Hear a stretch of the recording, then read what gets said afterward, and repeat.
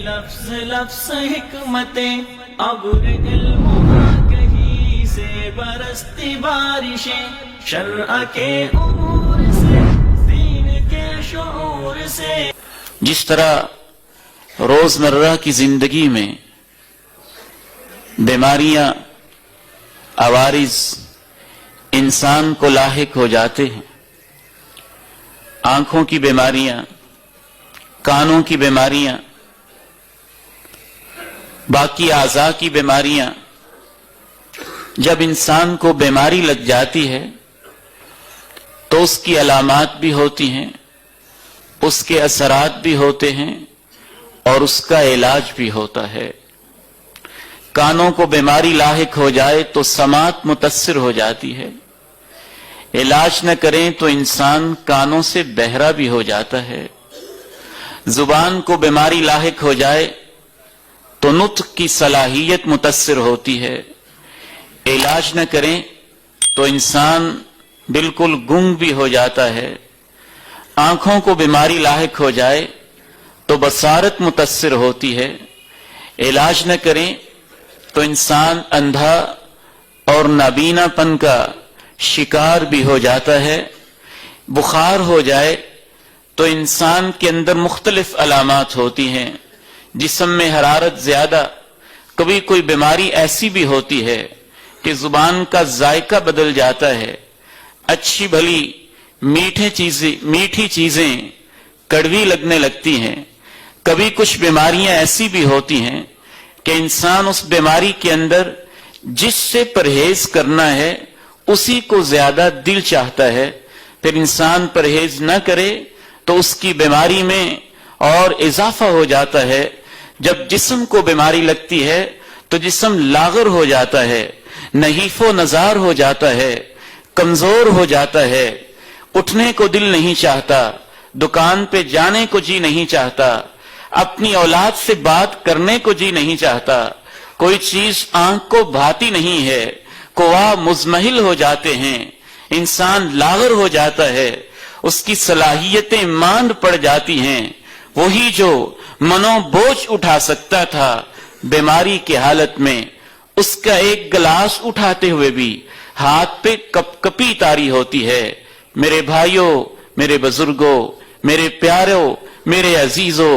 دل کی بیماریاں بھی بس اسی نوعیت کی ہوتی ہیں. جب دل کو روحانی بیماریاں لگتی ہیں تو کبھی تو دل کے ذائقے بدل جاتے ہیں، نماز کڑوی، تلاوت کڑوی، مسجد کی طرف آنا یوں لگتا ہے جیسے پاؤں سے پتھر بندھے ہوں، قدم بوجھل ہو جاتے ہیں، مسجد کی طرف اٹھتے ہی نہیں. گھنٹوں موبائل تو دیکھ لے گا، قرآن کھولنے کو جی چاہتا ہی نہیں. جب دل کو بیماریاں لگتی ہیں تو پھر انسان روحانی طور پر کمزور ہو جاتا ہے، اس قدر کمزور ہو جاتا ہے.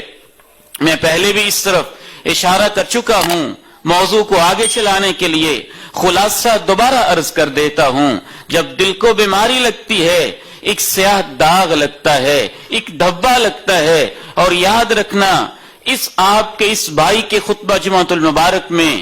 دل سے مراد وہ دل نہیں ہے جو اللہ نے کتے اور خنزیر کو بھی دیا ہے. دل سے مراد وہ دل نہیں ہے جو اللہ نے جانور کو بھی دیا ہے. وہ دل نہیں ہے جو کیڑے مکوڑوں کو بھی دیا ہے. وہ دل اس سے مراد نہیں ہے جو اللہ نے ایک کاکروچ کے اندر شاید بعض تحقیقوں کے مطابق ڈبل رکھے ہوئے ہیں. بعض مخلوقات کو اللہ نے دو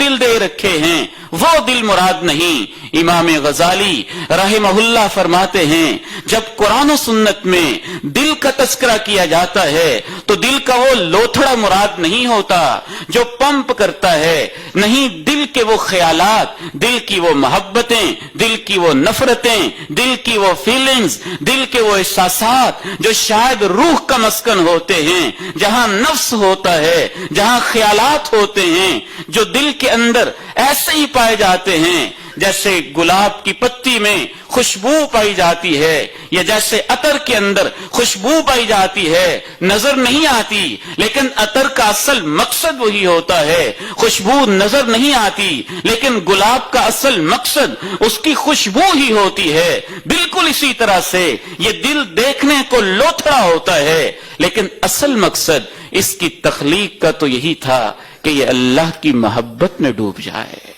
وہ والا دل وہ بیمار ہو جاتا ہے جو روح کا مسکن ہوتا ہے، جہاں سے خیالات ہوتے ہیں، جہاں محبتیں ہوتی ہیں، جہاں انسانیت ہوتی ہے، جہاں انسان کا اصل زندگی کا مقصد وجود ہوتا ہے، وہ والا دل جب بیمار پڑ جائے کبھی ذائقہ بدل جاتا ہے، کبھی انسان اتنا کمزور ہو جاتا ہے روحانی اور ایمانی طور پر نیک اعمال کو دل نہیں چاہتا، کبھی دل اتنا بیمار ہو جاتا ہے کہ اس سے بالکل ساری چیزیں الٹی نظر آنے لگتی ہیں۔ یہ آیات مبارکہ آپ پہلے بھی سماعت کر چکے ہیں، دل پہ زنگ لگتا ہے، کلا بل ران علی قلوبہم ما کانوا یکسبون، علاج نہ کریں زنگ بڑھتا جاتا ہے، پھر اس کے اوپر پردے پڑ جاتے ہیں، پردے چڑھ جاتے ہیں، علاج نہ کریں پھر وہ سخت ہو جاتا ہے، ثم قست قلوبکم من بعد ذلک فہی کالحجارہ او اشد قسوہ، پھر بھی علاج نہ کریں تو پھر دل انتہائی گہری تاریکیوں کے اندر ڈوب جاتا ہے، او کظلمات فی بحر اللج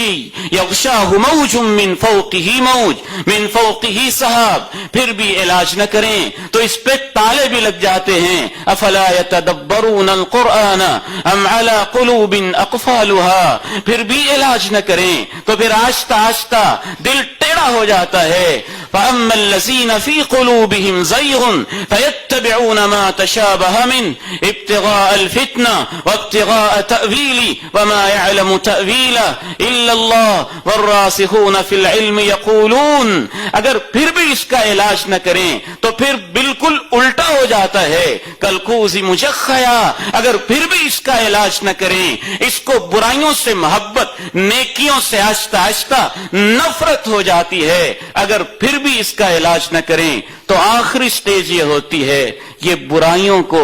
اچھا سمجھتا ہے اور نیکیوں پر اعتراض کرتا ہے، بالکل الٹ ہو جاتا ہے۔